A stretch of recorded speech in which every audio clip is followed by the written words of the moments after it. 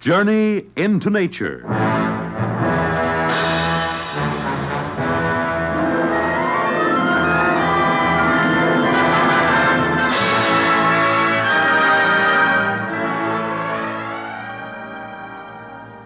The Star of Bethlehem, the Christmas star, the Star of Wonder, the Star of Stars, one and the same, and our subject as we journey into nature.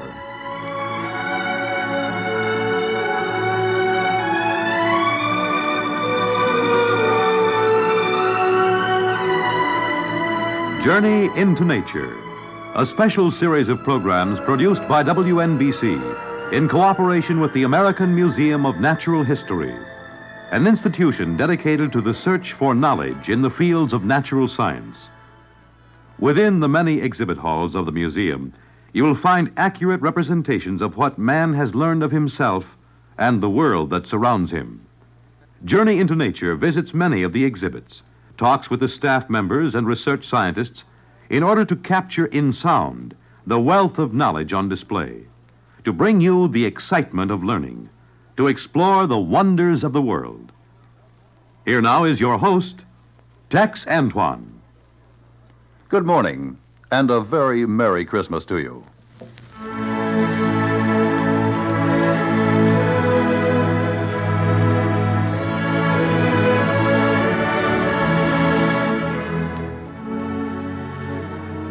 Now when Jesus was born in Bethlehem of Judea, in the days of Herod the king, behold, there came wise men from the east to Jerusalem, saying, Where is he that is born King of the Jews?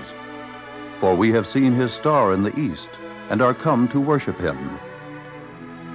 When Herod the king had heard these things, he was troubled, and all Jerusalem with him. And when he had gathered all the chief priests and scribes of the people together, he demanded of them where Christ should be born. And they said unto him, In Bethlehem of Judea. For thus it is written by the prophet, And thou, Bethlehem, in the land of Judah, art not the least among the princes of Judah. For out of thee shall come a governor, that shall rule my people, Israel. Then Herod, when he had privily called the wise men, inquired of them diligently what time the star appeared. And he sent them to Bethlehem, and said, Go and search diligently for the young child. And when ye have found him, bring me word again, that I may come and worship him also. When they had heard the king, they departed. And lo, the star which they saw in the east went before them, till it came and stood over where the young child was. When they saw the star, they rejoiced with exceeding great joy.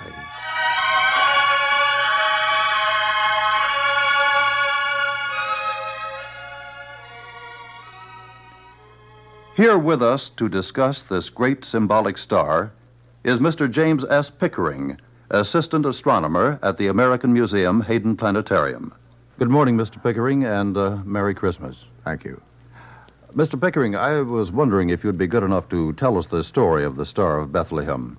And if I may, this morning I should just like to sit here and listen, rather than ask you a lot of questions. I'm going to just sit back and enjoy your story, and as you tell the story, I'm quite sure that you will be answering the questions that I might have in mind and in the minds of our listeners, too. So, to our listeners, Mr. James Pickering and the story of the Christmas star. Well, the story of the Christmas star, of course, is the one that we have just read. And that contains many of the clues that scientists have used in searching for whatever may have been the phenomena which was called the Christmas star. Now, first of all, let's go back to that time, if we can, and try to think about things in the sky as people of that time generally did think. In other words, a star in those days meant anything that could be seen in the sky at all, not necessarily under the narrow definition that we use today. We still carry over some of that thinking when we speak of falling stars or shooting stars, which of course are meteors to us. Comets were known as hairy stars. The planets were called wandering stars, and of course our word planet comes from the adjective wandering as it came down from the Greek. So that we must remember that anything or any combination of things that might excite curiosity or wonder in the sky could be a star. Now in the story, who was it that saw the star? Apparently the three wise men. Now, everybody else could see as well as they could, and whatever they saw, of course, could have been seen by anybody. So that we must read into that, I think, that whatever they saw had a special significance for them, and not perhaps for everyone else. That leads us then to the question of who were they? Where did they come from? Well, in other accounts of this same great event, we find that they were called the Magi, which is a word from which we get our English words magic and magician. They studied the stars, studied them seriously, and probably knew more about the stars, and particularly the wandering stars, the planets, than most of the ordinary people of that day, and those ordinary people knew the stars much better than we did. For example, they didn't have great city lights and illumination to dim the sky. They hadn't built factories that filled the atmosphere full of dust and smoke that hid the stars.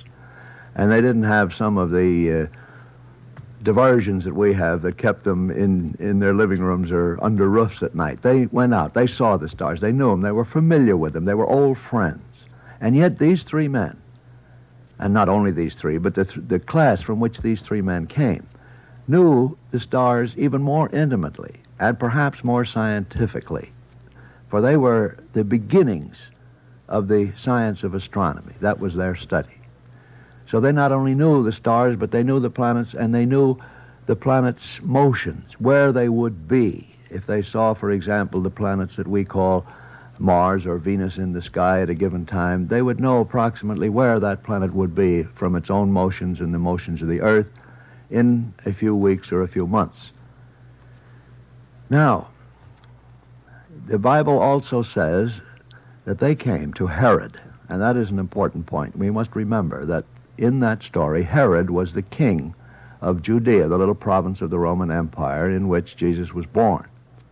They came to Herod, who was alive at that time, and they said, "We have seen his star in the east." Well, now that is often subjected to a misinterpretation. We believe that that means that we in the east have seen his star. Not that we looked east to see his star, but when we were in the east, we saw the star, which would mean, of course, that the star would be to the west of where they were, which it would have to be if they came, as we think, from the countries that we today call Iran or possibly even India.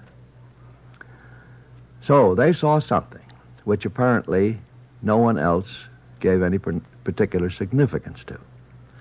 Now, there are many possibilities, things that were called stars in those days that we don't always call stars. First of all, those same shooting stars, the meteors that I spoke about.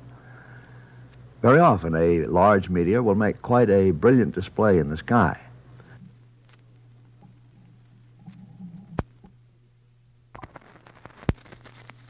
But we don't think that it could have been a meteor which led them on their quest, because they are so brief, they'd only last for seconds at a time.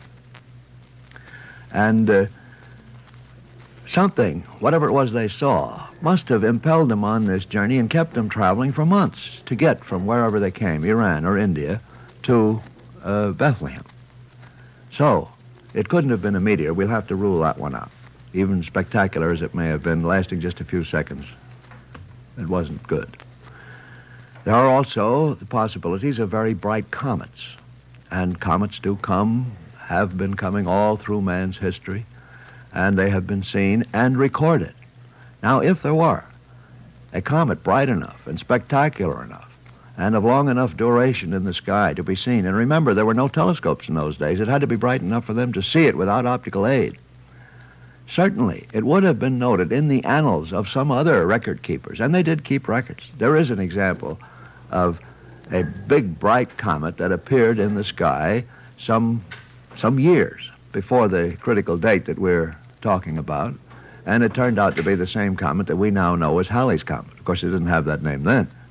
But it was recorded. It was there, noted. And other important and unusual comets have been noted during that period at about the same time. So there isn't any reason why one that might have appeared and become the Star of Bethlehem should not have been noted down. So we judged that there wasn't any big bright comet. Now, there's still another possibility. The type of star that we today call a nova. In those days, again, remember, without telescopes, a nova, which is, in appearance, a star which suddenly appears where no star was seen before, and in some cases become remarkably and unusually bright in a very short period of time, and then slowly fade back to insignificance again. The very name, nova, means new, and in those days they were called and thought of as new stars. We know better now, perhaps we've lost some of the romance, but we know what they are, to a certain extent, not completely. A nova is a normally faint star, and due to its complicated atomic structure, it has run into an unbalance of that atomic balance, and in a sense the star explodes and becomes, in a very short period of time, over a matter of several nights in many cases, hundreds of thousands of times as bright and as hot as it was before when it was invisible. Now, 3 times in man's history, such a star has suddenly appeared and become, in a very short time, brighter than its normal condition by a factor of more than 1 million.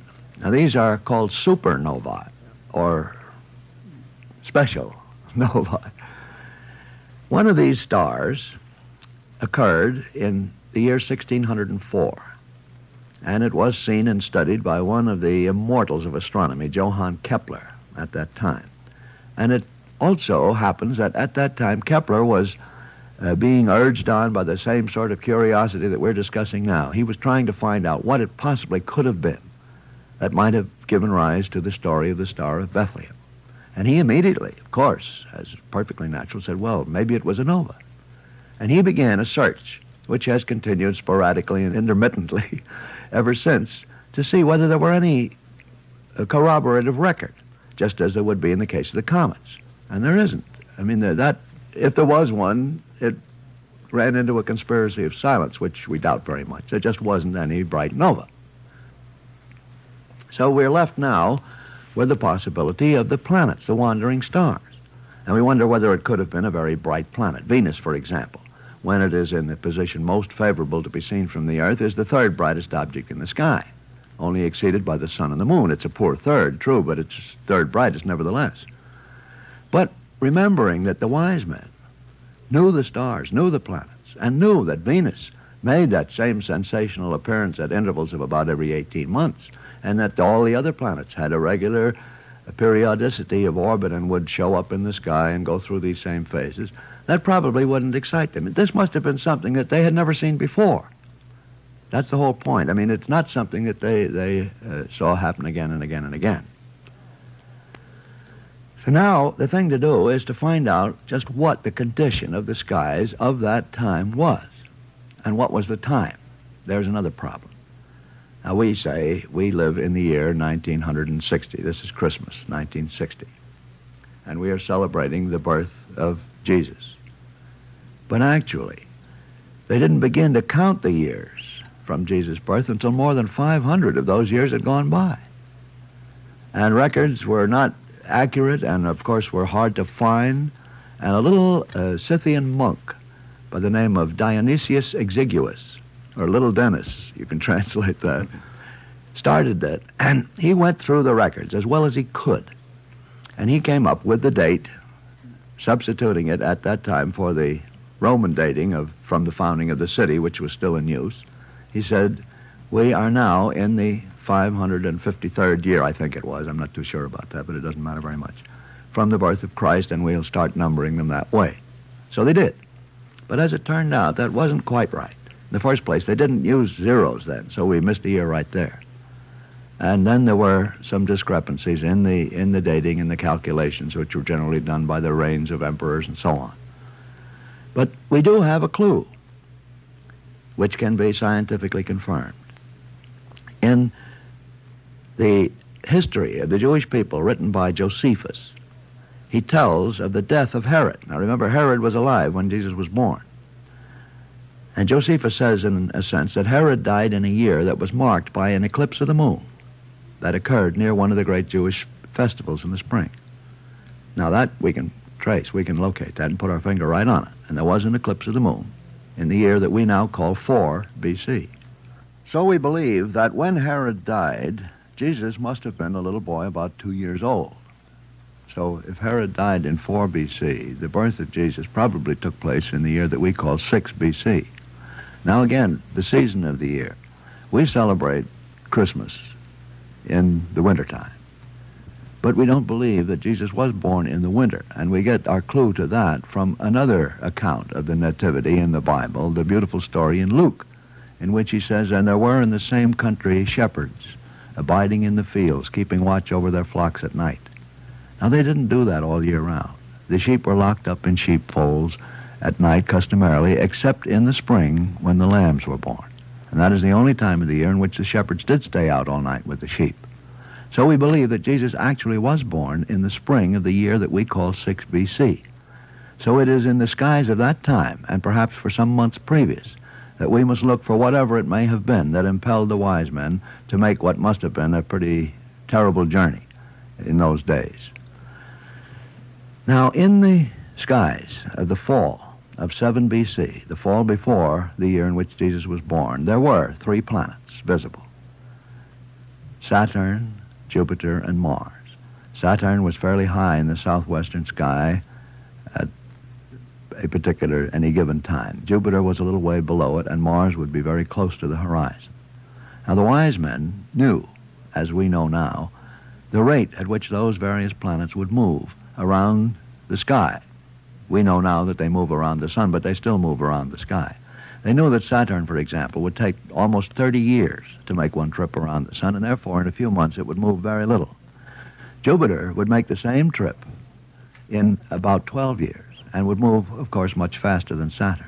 Mars, which completes its journey in a little over 2 years, would be able to sweep up from the horizon and overtake both the planets. So as Jupiter moved up, it would come very close to Saturn. Mars would come up and catch up with the other two while they were still together. And for a very little while, for just a few nights, those 3 bright planets, brighter customarily than any of the stars, would form a very tight little triangle of planets in the sky. Now here we go back to Kepler again. He saw that same thing happen in 1604, just at about the same time that the great nova that he described had been seen. And that threw him off on another track, on the same pursuit that we're following. And Kepler, who was probably better equipped at that time than any man alive to know how the planets were going to move and their rates of motion and all the rest of it, sat down and calculated how often this strange triple meeting would occur in that part of the sky, because that was important too. Because in the knowledge that these wise men had, and for the purpose that they used it in an effort to foretell the future and so on, the position of those planets in the sky would have some significance too. So Kepler did calculate how often these 3 planets would meet in that same part of the sky. And he came up with an interval of 805 years. Now, Kepler saw this in 1604. That means it would have happened before that in 799, and before that in 6 B.C. So we believe firmly that these 3 little planets made this very tight and unusual triangle in the sky in 6 B.C. And remember, too, that if the interval between such appearances was 805 years, the wise men had never seen it before. They may have known, perhaps, I doubt this, though, that it had occurred previously, but it was something that neither they nor any other man had ever seen before, although now we know that it could happen and did happen again and again and will happen in 2400 and something or other. But there it is. Now that's all there was. That was unusual. It was not unnatural, but it was unusual and remarkable in the sky at that time. Now, if it were that impelled those wise men to go on this long and hard journey from Iran or India to a little minor province of the Roman Empire and to seek out a little unknown country town and then do what they did. Well, that must have been it. There isn't anything else. Well, Mr. Pickering, I have found this most fascinating, and I sincerely hope that so many of our listeners who have joined us found it as fascinating as I did. Any words that came to my mind were certainly not questions, but words of exclamation. How simply and beautifully a very clinical approach to the entire beautiful story has been made, and the amazement of it. May I say that this is a visual thing, the culmination of the Star of Wonder, and of course the planetarium's traditional show will continue here. I believe it's through January 2nd. Yes, that's right. So we'd certainly invite all of you, and it is literally a family show, and a beautiful one too. And as I say, I think, Mr. Pickering, you've answered any question I might possibly have, and have certainly answered the need of pleasure of this story on this Christmas. And again, may we thank you. We've been listening to Mr. James S. Pickering, assistant astronomer at the American Museum, Hayden Planetarium. And now this is Tex Antoine wishing you with all my heart a very, very Merry Christmas Day. And do be sure to join us again next Sunday when once again we journey into nature.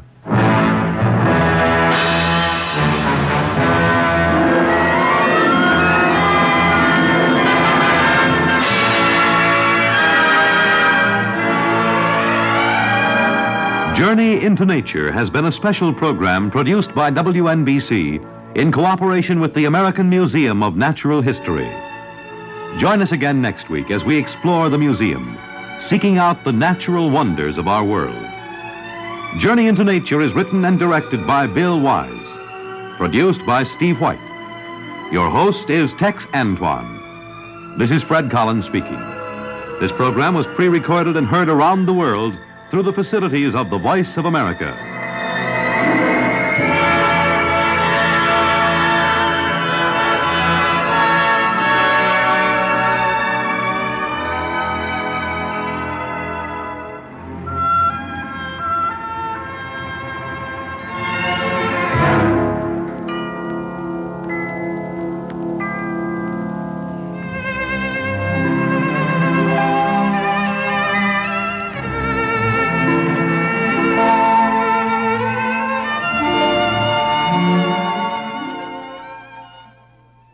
Twentieth Century Fox presents The Comancheros. We rode into the Comancheros.